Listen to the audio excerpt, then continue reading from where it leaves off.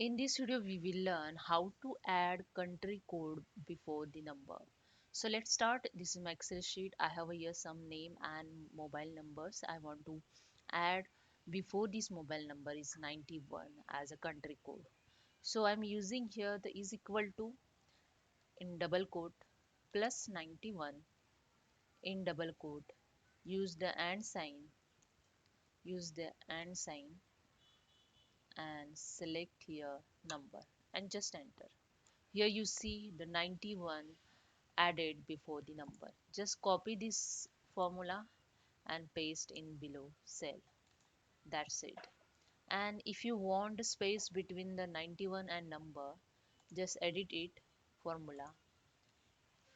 Use here the space after the 91. Just use one space and before the double quote. Okay, just enter.